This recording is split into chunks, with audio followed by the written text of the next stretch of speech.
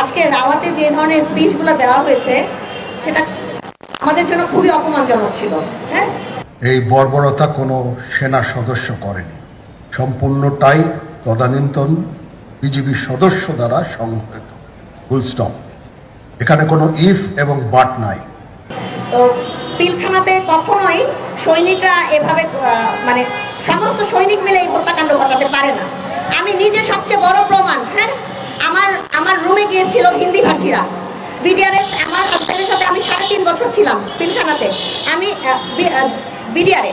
তো আমি কখনো 3.5 বছরে শুনিনি কোনো সৈনিক কোনো সময় হিন্দিতে কথা বলতে। শুধুমাত্র 25 ফেব্রুয়ারিতে শুনেছিলাম 3 জনের মুখে। আর আমার হাজব্যান্ড দরবার হলে থেকে আমাকে ফোনে বলেছিল ইন্ডিয়ান্স, এনএসজি এবং ইন্ডিয়ান্স। তাহলে এখানে কি প্রমাণ হচ্ছে না? আর আমার কোনো স্টেটমেন্ট 9 সালে নেওয়া হয়নি। আর এখন আমি যতগুলো কথাবার্তা বলছি মিডিয়াতে, আমার কথাগুলোকে কাট করা হয়, ঠিক মতো বলতে দেওয়া হয় না। আর আমার হাজব্যান্ডের ডেড বডি যে পাওয়া যায়নি এইটার কথা যেটা বলছি, গতকালকে আমি 2টা সাক্ষাৎকার দেওয়ার জন্য কবরস্থানে গিয়েছিলাম। আমার সেটা এখন পর্যন্ত প্রচার করতে দেওয়া হয়নি আইএসপিআর থেকে। আপনারা কি বুঝতে পারছেন কোথায় বাধাটা? আর আমার ছেলেকে আইএসএসবি থেকে বাদ দেওয়া হয়েছে কারণ মেজর তানভীরের সন্তান সশস্ত্র বাহিনীতে জব করতে, মানে সশস্ত্র বাহিনীতে সার্ভিস করতে পারবে না, কারণ আরেকটা মেজর তানভীর গড়ে উঠুক সেটা কখনোই বর্তমান সেনাপ্রধান চান না। আমাদের জীবনটা সম্পূর্ণভাবে শেষ করে দেওয়া হচ্ছে। হ্যাঁ, আমাদেরকে আমরা পুরাটাই মানে নিরাপত্তাহীনভাবে মানে আছি। আমার বাসার নিচে সবসময় লোকজন থাকে। আপনারা কি বুঝতে পারছেন যে আমরা কোথায় আছি? আজকে রাওয়ার বক্তব্যই প্রমাণ করে দেয় যে উনি কি ধরনের বাট ইফ, হ্যাঁ, ফুল স্টপ, এটা কোন ধরনের সেনাপ্রধানের কথা হতে পারে। ওরা যখন কলেজ থেকে কোনো ট্যুরে যায়, ওরা ওই সময় 7-8-এ সানগ্লাস ইউজ করতো বাইরে গেলে। ক্যাডেট কলেজে তো এগুলো কখনো করতে পারে না।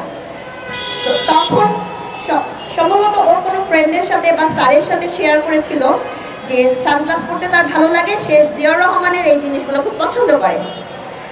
91 সালের বা 92 সালের সেই জিনিসটা নোট করা ছিল বা শেয়ার করার জিনিসটা 2009 সালের প্যারেডে 24 ফেব্রুয়ারি 2009-এ আমার হাজবেন্ডকে শেখ হাসিনা এই কথাটা তখন বলে যে তুমি মনে হয় জিয়াউর রহমানকে খুব ফলো করো। তো এই কথাটা শুনে আমার হাজবেন্ড তখন খুব মানে তৎকালীন প্রধানমন্ত্রীর সামনে খুব ঘাবড়ে যায়। তারপরে যাই হোক, তার সাথে বিভিন্ন কথাবার্তা হয় যে তুমি যদি গোপালগঞ্জ বাড়ি হতা তোমার সবকিছুই আমি দেখতাম, তোমাকে আমি এসএসএফ-এ নিয়ে নিতাম, তোমার ব্যাড লাক। তো মাঝের যে কনভারসেশনগুলো হয় সেই কথাগুলো আসলে খুব একটা শোভনীয় ছিল না। হ্যাঁ, তো এরকম প্রত্যেকটা ফ্যামিলিতে পলিটিক্যাল কেউ আছে কিনা আওয়ামী লীগের, সেই জিনিসগুলো উনি এনশিওর করতে থাকেন।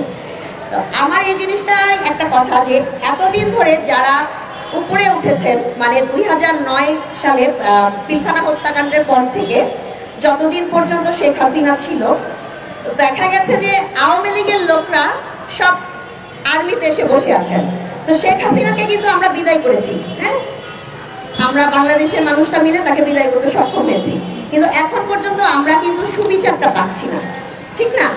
তো এই কারণে আপনারা যদি আমাদের সবাইকে সহায়তা না করেন, হ্যাঁ, আমাদের আর্মি অফিসার ভাইরা আমাদের জন্য যেমন আগে আসছেন, বা গুম খুন এই সব কিছুর যদি বিচার আমরা না করতে পারি সবাই মিলে, তাহলে তো আমরা কোথাও কোনো কমিশন থেকে বিচার করতে পারবো না, তাই না? সঠিকভাবে তদন্ত হবে না। পিলখানার কি তদন্ত, মানে পিলখানা হত্যার তদন্ত কি ঠিকভাবে হচ্ছে? আমার তো মনে হয় না। আমি যে হিন্দি ভাষার কথাটা বলছি এটাকে খুব লাইটলি নেওয়া হচ্ছে। হ্যাঁ, তো এই জন্য পার্সোনালি আমি চাই যে আপনারা আমাদেরকে সহায়তা করেন যেন আমরা সেভাবে আগাতে পারি। আর আমার হাজবেন্ডের ডেড বডিটা কিন্তু এখন পর্যন্ত পাওয়া যায়নি।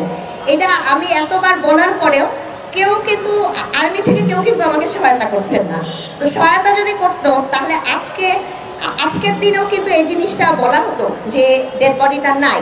ডিএনএ টেস্ট হয়েছে 4 বার, নতুন করে ডিএনএ টেস্টের কোনো দরকার নাই, ঠিক না? আর এটা আমার এই জন্য নতুন করে বলতেও আর ভালো লাগে না। তো এটাই আমার বলার ছিল আর কি। তো দোয়া করবেন আমাদের জন্য। ধন্যবাদ।